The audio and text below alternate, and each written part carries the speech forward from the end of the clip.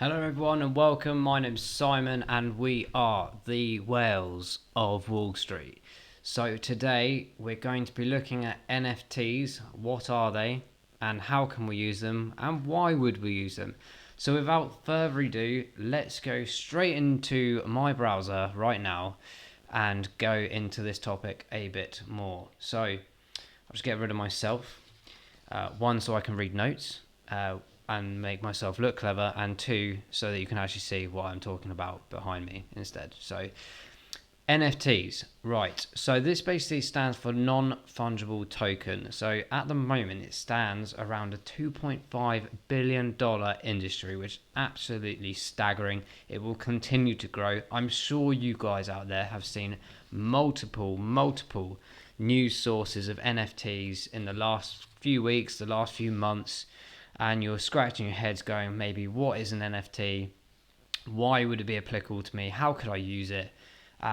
What's its use case is basically what we try and answer in these videos. So I've got a website up here which I'll go into in more detail in a minute, but I'm just trying to get you guys in the mindset of the themes around what NFTs could potentially be about and how they could be utilized.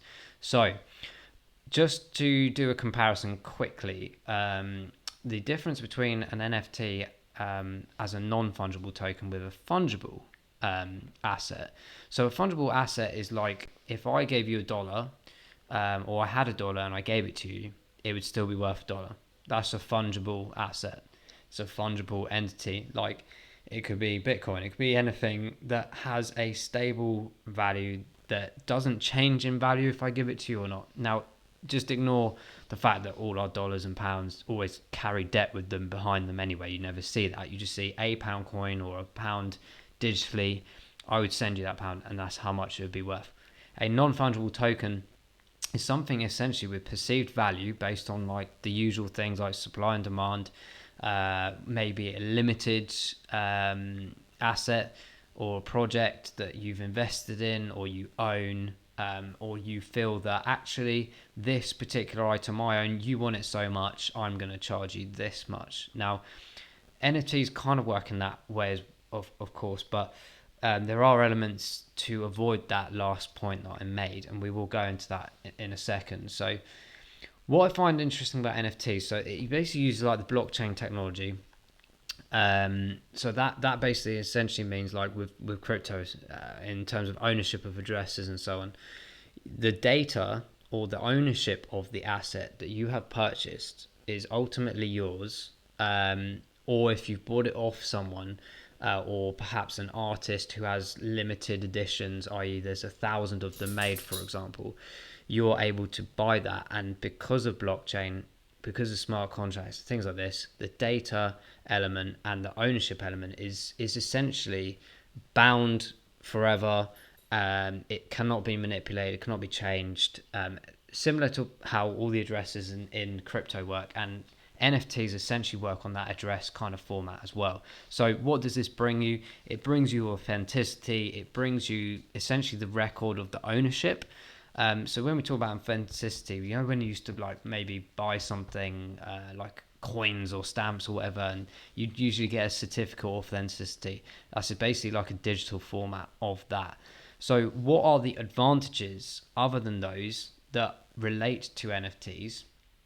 And why are they so important? Well, the fact of the matter is with blockchain and crypto at the moment is in a traceable format. It's historic data that you cannot change because it's digitally printed, stamped in the blockchain, which is what that's about. And of course, things like legal rights or trademarks and things like this. It's actually a really easy way for companies or brands, or artists, musicians, whatever, being able to actually trace if their asset has been passed on too many times, or that they can actually see, instead of doing a manual approach to this where you're checking online or to see who's using your logo or who shouldn't be using your logo, you would actually be able to see immediately within the sort of blockchain infrastructure that someone is using perhaps your brand in the way that it's not supposed to be, against the trademark rights, etc. So it removes that manual checking element. It removes fraud, things like piracy, um, and just basically it's just better for the ultimate owner of these assets, whether that be you as the owner who's bought something, or the owner of the piece of art, or limited edition of the music, etc. So I'm just going to bring out a couple examples here as well, in regards to the sort of categories and elements of NFTs that you could use. So one of my favorites is obviously gaming. So this could be things like buying items, in terms of wearables, in terms of assets within a game that you would essentially buy. There could be limited editions and things like this, but you digitally own them. So when we do eventually move more and more into the virtual reality world, things like Decentraland, things like Network, where you're able, as like a Ready Player One kind of scenario, you are able to essentially take that wearable or that ownership of the NFT that you have and transfer or take that with you,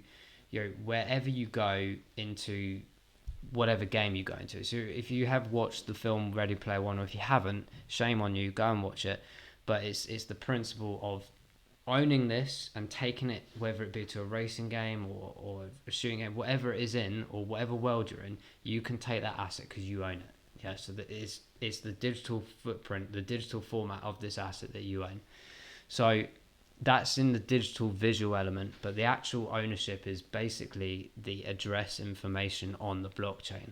So you don't actually like physically have the item, but we will go on to physical actually in a second, how that works and what projects out there allow that kind of transformation. So yeah, in the gaming world, we're talking about gaming items and infrastructures in the game. And I have spoken about a project recently called D-Race, which is about horse racing and using horses as NFTs. So you own a horse, you can train it, and the more races you win, the strength of the horse, etc. You can actually create foal horses from the breeding patterns of NFTs and smart contracts. Like it's endless possibilities with what you can do with this technology of blockchain and the NFT principle. Other things that I can mention is, for example, real estate, property. Again, I did a video on property recently, one of the projects that I missed out early on in the year. But this is about buying and selling houses as an NFT, or even when you're looking at a showroom of a virtual house. If you saw a piece of art, for example, on the wall, I'm sure you've seen these bits here and there and everywhere.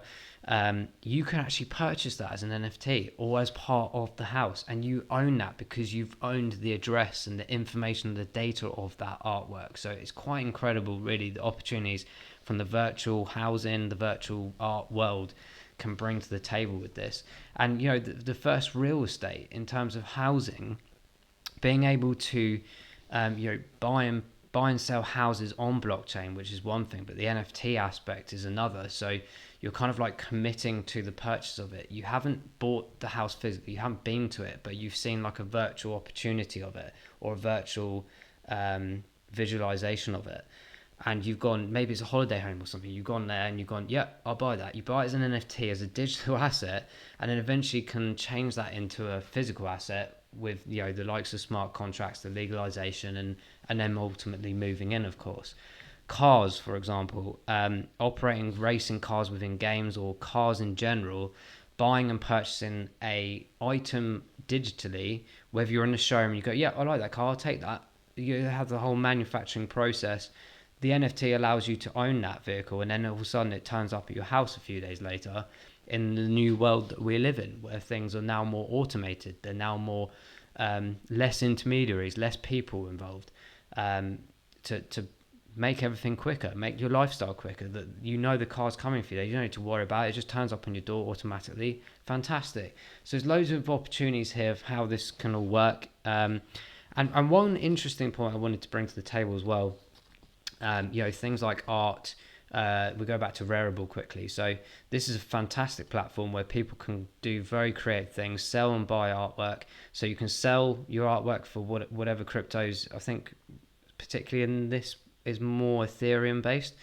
But again, imagine buying this in animated version and having that in your virtual showroom or your virtual house in Decentraland and things like this. So it's not just static art. We're talking about virtual art and things beyond our imagination. It's just so cool. So many opportunities with this, and no boundaries really. There's some fantastic articles out recently about the success of even young and upcoming artists utilizing NFTs to get their name out there, and the amount of money that is being thrown out at NFTs at the moment. Like people, spending their lives doing art and not getting very far sometimes, are competing against people, in the NFT space and selling unbelievable amounts for unbelievable amounts of money, with great ease, and that's because of the community that it's built, because of the interest in it. It's a great opportunity to be involved in right now. But another thing, just before we kind of wrap up this video, there's companies out there, like projects like Boson Protocol. You can actually buy the Boson token on things like KuCoin. We'll do a separate video on these guys because they're absolutely phenomenal at what they do. So these guys are essentially like creating a decentralized automated commerce. So it's kind of like removing intermediaries. So there's less costs, it's more efficient, it's more time efficient. And because of things like smart contracts and things like this, where I mentioned earlier about the whole game theory of you seeing an item, whether that be in the game and going, yeah, oh god, that guy's got that hat, or you're in a virtual shop, I want that hat, but you can't physically own it because you haven't got it. But buying the NFT, you then, for example, in the real world, let's say you're buying a bodysuit like in Ready Player One. This is how the film shows you it, but the technology behind it is essentially what these guys kind of do. So you're on the game, you've found a bodysuit that you want to wear in the real world to make you feel things more in the virtual world, and that interaction. You go and buy that in the virtual showroom, you own the NFT, and then 2-3 days later, or the same day or next day, however advanced we are at that stage, you will get the item in the real world to then put on, try on, do this and do that. So that's what these kind of guys are doing. They do a lot more than that, but that's kind of like a small principle of how they're doing it. So there's that's how you can sort of portray a digital asset into a physical asset. So it's almost like a trusting element of, we've agreed this terminology with smart contracts that I'm purchasing this off you, you're happy to sell to me at this price. The price can't be fluctuated because we're using the algorithms within blockchain, within the real world dynamics and algorithms. So there's none of this chopping and changing the pricing where you see like with taxis or other objects, or on Amazon where you see a product one price one day and then another next because of demand and supply. It stops all of that. It's quite incredible. It stops the monopolization of all these companies that have been getting away with this kind of thing for so long, and giving, like I mentioned, more power back to the people. So there's some unbelievable opportunities with here, and we've seen a couple of articles recently about the sporting element as well, owning F1 cars as NFTs, football clubs being able to utilize merchandise or limited edition things, whether it be like statues or things like this that you can put in your showroom, or you just own them. You just own it. Like, I've got a stack of Pokemon cards in my cupboard from yesteryear. I've got pretty much all of them, or bar a few, and that's a physical aspect. Think of that in a digital format. And if I was to go and sell that Pokemon card or one of them across to someone else, there's the whole digital historic value of it. And the value is what it is, but because of the limited supply of it, of course it has a value, but it can't be manipulated, it can't be fraudulent. And for musicians and artists, so much piracy and stuff out there. And arguably they do miss out on a lot of money a lot of the time because of these kind of things. That all stops because they can see the whole transformation. If you've got a CD album that's limited edition, for example, of 100 of them, you can see where they've all gone and they're traceable. And if someone sells that on, they can see that obviously, like GDPR and things, they can't see exactly you and I's name or anything like that, but they can see the historic data. And when someone's buying something, they can get the authenticity stamp of it digitally to know that it's legitimate. So how many people get stung with fake products and fake items and things like this? It all goes out of the window. So I think it's fantastic. NFTs is not a bubble like all these YouTubers keep saying. It's got massive potential. It's not just about art and music. Please do not listen to those YouTube videos out there that are saying it's a bubble, it's going to burst, this, that and the other. NFTs are here to stay. the principle of NFTs are here to stay, and it will just continue to branch out to various sectors, various corporations and institutions. It will help musicians, artists, the real estate aspect, as we've mentioned, gaming, cars, everything you can possibly think of that has like a product or a service that can be digitalized. And now we see projects out there that will allow you to transform that digital aspect to a real asset as well. So guys, it's not going anywhere. It's just a fundamental, fantastic thing that's come out of the blockchain technology. Clever people out there, making this happen and making it real, and pushing it and pushing it and pushing it, and it will not go. There'll be more and more projects out there about it. More and more industries getting involved.